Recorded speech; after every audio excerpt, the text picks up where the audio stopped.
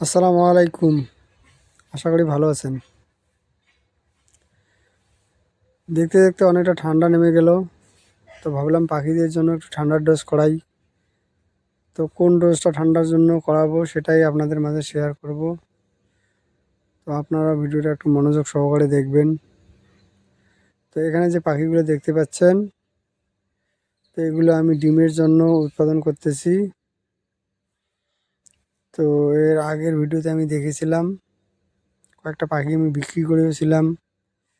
তো যেহেতু এখানে পাখির পরিমাণটা একটু বেশি রয়েছে, সেই তুলনায় জায়গাটা আমার একটু কম। তো কেননা এর পাশের ঘরে আমার সোনালী মুরগি রয়েছে। তো এখানে দেখতে পাচ্ছেন এই মুরগিগুলো। তো এই মুরগিগুলো অলরেডি আমি বিক্রি করা শুরু করেছি। তো এই 2 দিনে আমার মোটামুটি 30টার মতো মুরগি বিক্রি করেছি। তো সে কারণে জায়গা কম থাকার কারণে পাখিটাও আমি কয়েকটা করে বিক্রি করতেছি।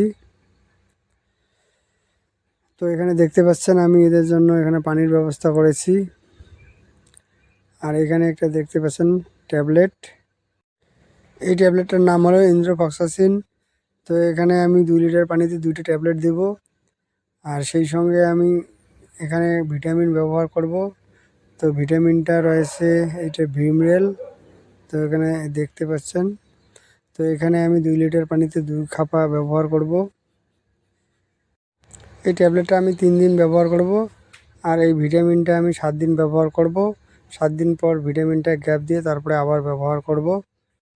যদিও বা আমি খুব একটা ওষুধ ব্যবহার করি না, কিন্তু যেহেতু একটু আবহাওয়ার পরিবর্তন হয়েছে, ঠান্ডা একটু পড়ে গেছে, তো তাই একটু ঠান্ডার ডোজ দিয়েছি।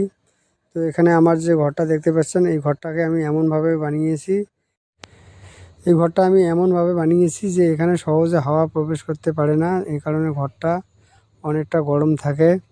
তো তার মধ্যে আমি এখানে আরও 200 ওয়াটের একটা বাল্ব ইউজ করেছি। যে কোনো পশু পাখির মেন হচ্ছে বাসস্থানটা। এদের যদি বাসস্থানটা ঠিক হয়, তো পশু পাখি অবশ্যই সুস্থ থাকবে। তো যদি বাসস্থান ঠিক না হয়, তো হাজারও যদি এদেরকে ঔষধ বা ওষুধে যদি পাহাড়ও নামা যায়, তো এদের অসুখ বিসুখ হবেই। তো এক্ষেত্রে এদের পরিবেশটা ভালো দিতে হবে। তো এদেরকে পরিবেশ ভালো দিলে এদের থেকে ভালো কিছু আশা করা যায়। তো আপনারা অবশ্যই চেষ্টা করবেন আপনাদের পশু পাখিকে ভালো একটা পরিবেশ দেওয়ার জন্য। তো এদেরকে যদি ভালো পরিবেশ দিতে পারেন, তো এদের কাছ থেকে আপনি অবশ্যই ভালো কিছু পাবেন। এতে আপনার পশু পাখিও ভালো থাকবে, খরচটাও অনেক কম হবে। তো এতক্ষণ ভিডিওটা দেখার জন্য অসংখ্য ধন্যবাদ। আসসালামু আলাইকুম।